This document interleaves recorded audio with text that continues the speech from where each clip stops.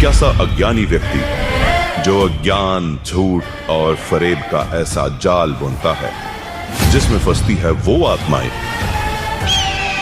जो होती हैं उसके भ्रम का शिकार। अध्याय 2 16वां श्लोक है। अर्जुन, इस दुनिया में 2 प्रकार के तत्व हैं, एक असत्य तत्व है, एक सत्य तत्व है। सतगुरु क्या करता है? असत्य तत्व को छुड़वा देता है और सत्य तत्व का उद्धार कराता है। अध्याय 2 पढ़ा है? अध्याय 2 24वां श्लोक लिखो, अध्याय 3 17वां श्लोक पढ़ो। इसमें क्या लिखा है? जो आत्मा में रमण करता है, जो आत्मा में तृप्त है, जो आत्मा में संतुष्ट है, उसके लिए कोई धार्मिक कर्म कर्तव्य लागू नहीं होता। गीता और शास्त्रों के सच से कोसों दूर इस अज्ञानी के अज्ञान का अपना एक अलग ही तिलस्मी किला है। आज इसी तिलस्मी किले को ध्वस्त करने आ रही हैं दुनिया में अपने ज्ञान का परचम लहरा चुके जगत के तारणहार, जिनका हर एक शब्द होता है शास्त्रों पर आधारित।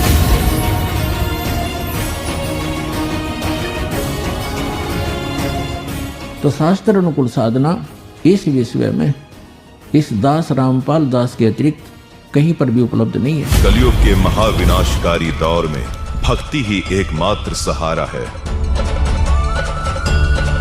काल की पीड़ाओं को झेल रही आत्माओं ने सृष्टि रचनहार को पुकारा है।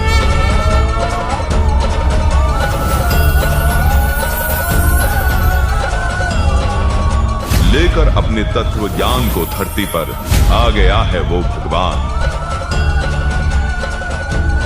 जिसकी खबर देवताओं तक को नहीं थी। इसीलिए गीता ज्ञानदाता भी था उससे अनजान। धरती पर आकर आज वो परमात्मा कर रहे हैं सबको धन्य। गीता जी ने इसी को कहा था, उत्तम पुरुष तो अन्य। नितिन दास अज्ञानी के सामने ये तत्व ज्ञान बहुत बड़ा है। इस संत को रोकना जैसे रेल के सामने कोई अंधा गधा खड़ा है।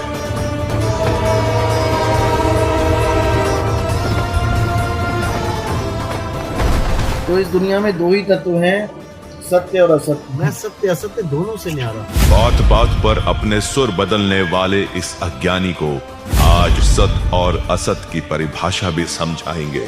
संत रामपाल जी महाराज करेंगे बड़ा खुलासा, गीता जी के गूढ़ रहस्य विस्तार से सुलझाएंगे। परमात्मा कहते हैं सटदल उआबाई बकदा, ये उआबाई बकते इनको कोई ज्ञान नहीं है, भ्रमित करे पूरे मानव समाज को बर्बाद करे। अब आपको